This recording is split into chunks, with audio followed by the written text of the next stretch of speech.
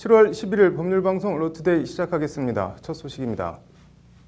항소심에서 실형을 선고받고 법정 구속된 양심적 병역 거부자에 대해 대법원이 직권으로 보석 허가를 내주고 풀어줬다고 오늘 밝혔습니다.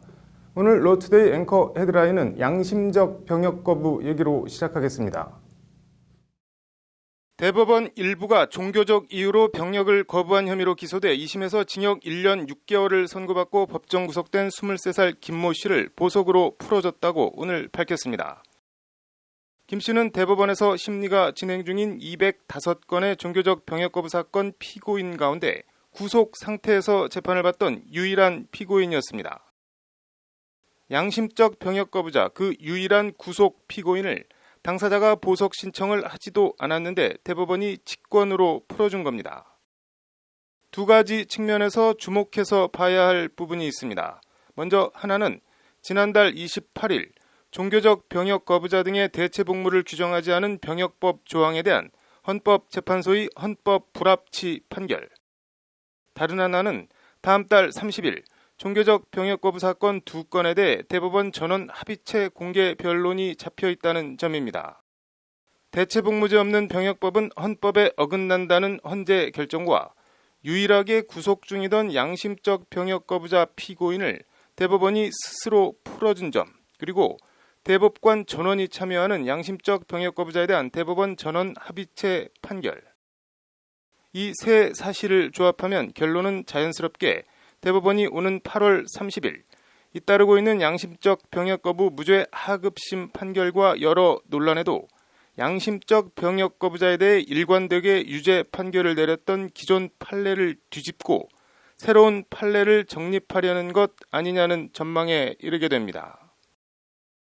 국가에 복무를 안 하겠다는 게 아니다. 총을 드는 방식이 아닌 다른 방식으로 하겠다는 것이 종교적, 양심적 병역 거부자들의 얘기입니다. 병역의 의무와 양심에 대한 처벌 사이 오랜 논란에 대법원이 종지부를 찍을 것인지 주목됩니다. 참고로 OECD 35개 나라 가운데 대체 복무제 없이 양심적 병역 거부를 실질적으로 처벌해온 나라는 우리나라가 유일합니다. 앵커 헤드라인이었습니다. 다음 소식입니다. 손석희의 저주, JTBC 최순실 태블릿 PC 보도가 조작됐다고 줄기차게 주장해 손석희 JTBC 사장 등의 명예를 훼손한 혐의 등으로 기소된 변희재 씨에 대한 첫 공판이 오늘 열렸습니다. 재판정엔 변 씨 지지자들이 몰려나와 변희재 파이팅을 외치다 제지를 당하는가 하면 법정 바깥에서도 지지자들이 모여 시위를 벌였습니다.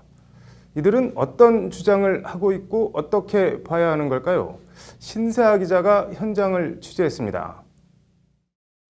변희재를 당연 석방해야 한다. 최순실 태블릿 PC는 조작됐다. 극우 인터넷신문 미디어워치 대표 고문 변희재 씨가 손석희의 저주라는 책과 미디어워치 등을 통해 줄기차게 주장해온 내용입니다. 검찰은 이를 허위사실 적시에 의한 명예훼손으로 보고 변 씨와 미디어워치 기자 등 4명을 명예훼손 혐의 등으로 지난 5월 구속 기소했습니다. 그리고 오늘 열린 변희재 씨에 대한 첫 공판. 법원 앞에 모인 변 씨 지지자들은 최순실 PC는 조작됐다는 변 씨의 주장을 지금도 추호의 의심 없이 믿고 있습니다. 최순실 태블릿 PC라는 건 애초 존재하지도 않았다는 게 이들의 한결같은 믿음입니다.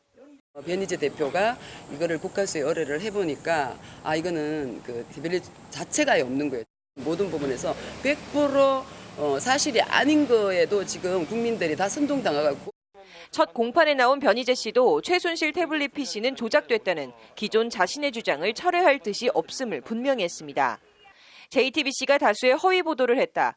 검찰 공소 사실은 모두 다 동의할 수 없다고 변희재 씨는 법정에서 카랑카랑 목소리를 높였습니다. 태블릿 PC 속 메신저 대화방이 사라진 점 등이 JTBC 측이 태블릿 PC를 입수한 후 건드린 증거라는 게 변희재 씨의 주장입니다. 한마디로 자신은 합리적 의혹 제기를 했을 뿐 명예훼손이 아니라는 겁니다.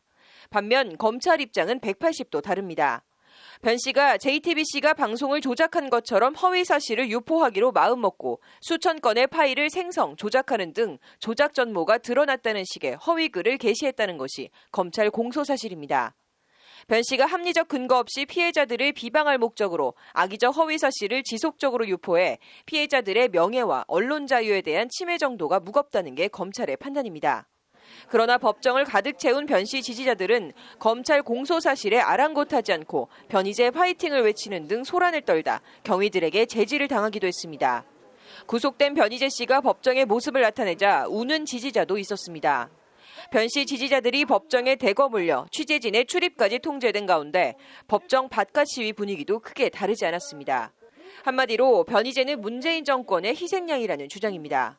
뭐냐면은 지금의 어떤 사회적인 분위기나 여론에 편승해서 좀 의도적으로 왜곡된 판결이 나올 수도 있지 않나, 이제 저희는 그런 걱정을. 이런 가운데 공판을 하루 앞둔 어제 변 씨의 변호를 맡았던 강용석, 서정욱, 도태우 변호사가 돌연 모두 사임기를 제출해 배경과 이유에 궁금증을 자아내기도 했습니다. 아니 저희가 사임한 건 아니고 그쪽에서 사임을 해달라고 해서 사임을 한 거죠 뭐. 재판부는 이에 오늘 급하게 국선 변호인 한 명을 선임해 재판을 예정대로 진행했습니다. 태블릿 PC는 조작이다, 아니다를 두고 실체적 진실을 향한 양측의 법적 공방은 당분간 계속될 것으로 보입니다. 법률방송 신세아입니다. 고 장준하 선생의 삼남 장호준 목사의 이름도 낯선 국외 선거운동방법 위반 혐의 재판. 저희 법률방송이 1심 첫 공판 준비 기일부터 지속적으로 보도해드리고 있는데요. 1심에서 벌금 200만 원을 선고받은 장호준 목사에 대한 항소심 첫 공판이 오늘 열렸습니다. 법률방송이 장호준 목사의 항소 이유서를 단독 입수했습니다. 장 목사는 왜 이영만리 타국에서 피곤한 소송을 굳이 계속하고 있는 걸까요? 전화로 단독 인터뷰했습니다. 장한지 기자의 심층 리포트입니다. 불의한 정권을 투표로 심판하자 지난 2016년 4.13 총선을 앞두고 장호준 목사는 미국 현지 한인신문에 이런 내용의 의견 광고를 10차례 게재했습니다. 검찰은 장 목사를 국외 선거운동방법 위반 혐의로 기소했고 장 목사의 여권이 무효화되는 등 우여곡절 끝에 1심 재판부는 지난 4월 18일 장 목사에 대해 벌금 200만 원을 선고했습니다. 검찰 구형량 벌금 70만 원보다 3배나 더 많은 선고 순간 검사가 흠칫 놀라 재판장을 쳐다본 판결이었습니다. 그런 일이 일상적인지는 잘 모르겠습니다만 검사의 구형보다 판사의 선고가 더 나오네요. 판사는 판사로서의 한계가 있을 테니까. 그리고 오늘 열린 장호준 목사에 대한 항소심 첫 공판, 법률방송이 단독 입수한 장호준 목사의 항소 이유서입니다. 항소 이유 요지는 양형 부당. 항소 이유서는 그러면서 1심 재판부 판결의 부당성을 조목조목 지적하고 있습니다.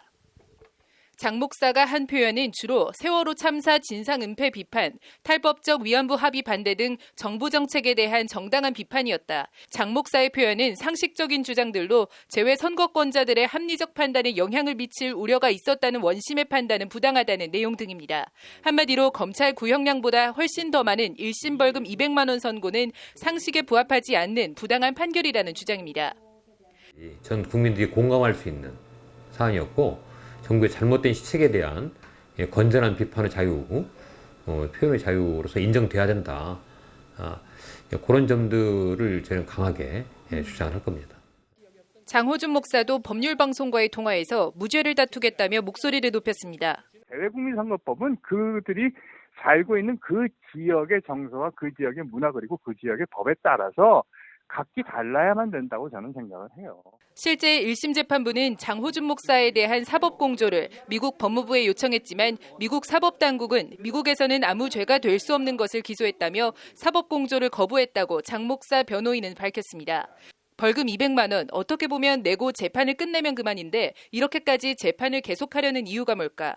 장 목사는 우리 사법부 역사에 사법살인으로 기록된 인혁당 사형 판결을 언급하며 기록을 남기기 위한 것이라고 밝혔습니다. 이게 무죄가 안 나온다 하더라도 대법원에 올라가서 판례로 남을 것이 아닌가 하는 거죠. 그래서 촛불혁명으로 이렇게 정권이 바뀐 이 사회 그 2018년에 대한민국 대법원은 이런 판결을 내렸다라고 하는 것을 오늘 열린 장호준 목사의 항소심 첫 공판에서는 재판부와 검찰, 변호인이 장 목사의 재판 출석을 두고 이런저런 갑론을박을 벌였지만 뾰족한 해결책을 찾지 못했습니다.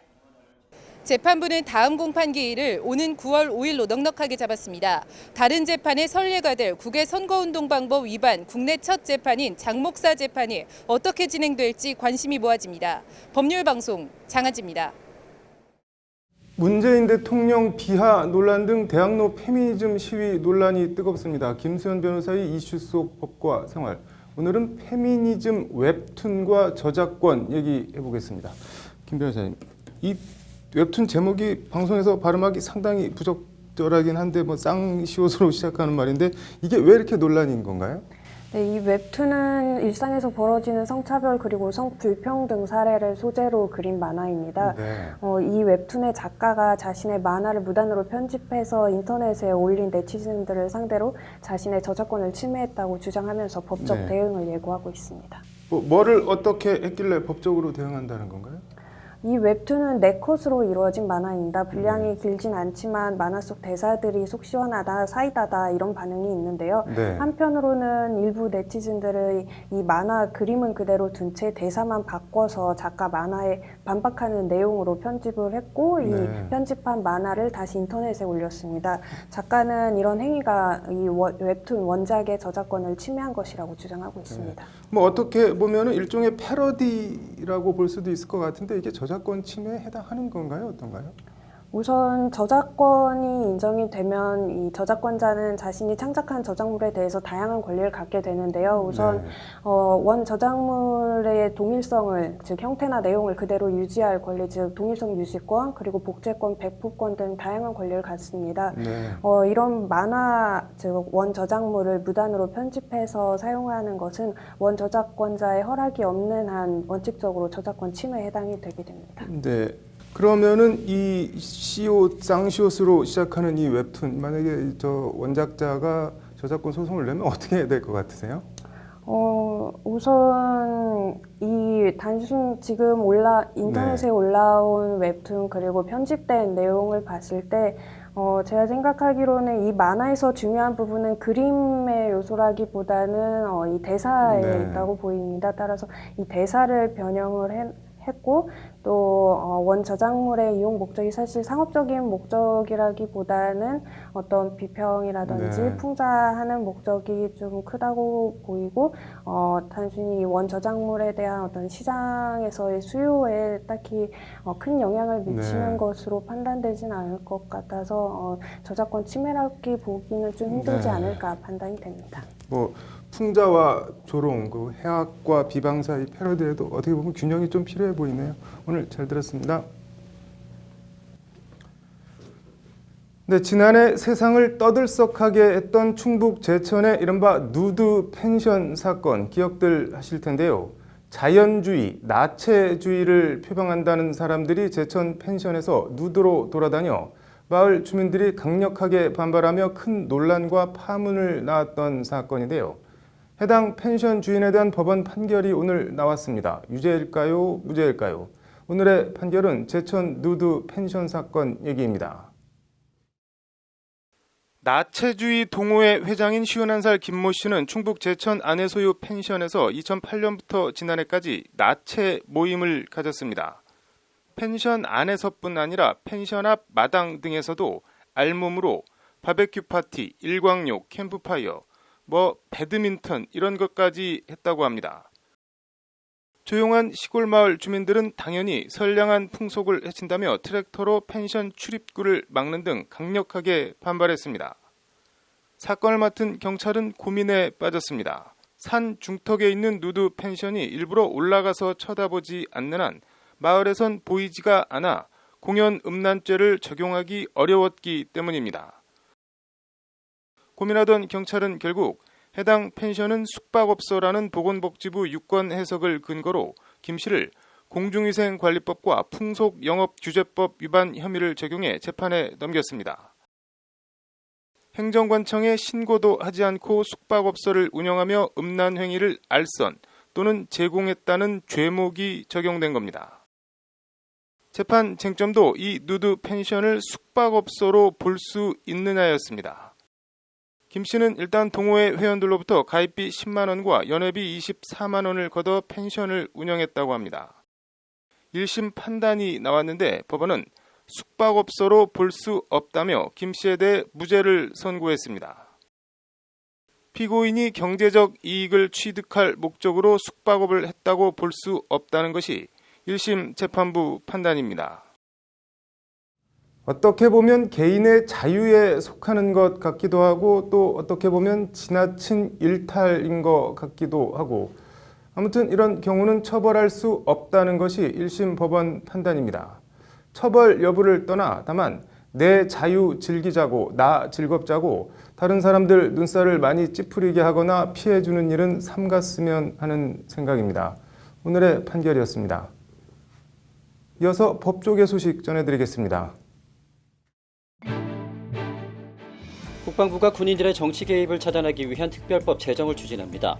특별법엔 지휘관 등이 부당한 정치적 지시를 내릴 경우 이를 거부하고 지시자를 강력하게 처벌하는 한편 정치적 지시 신고 시 포상하는 규정 등이 담길 예정입니다.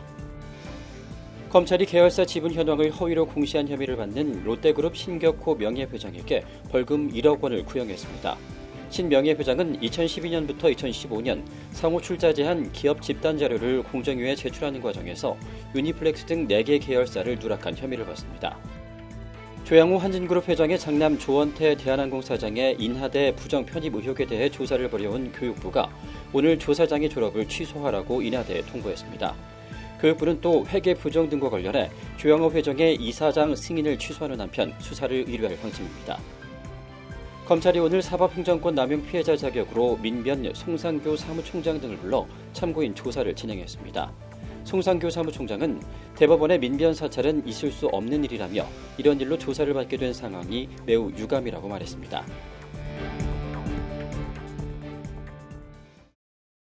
(7월 11일) 법률방송 로투데이 마치겠습니다. 시청해주셔서 감사합니다.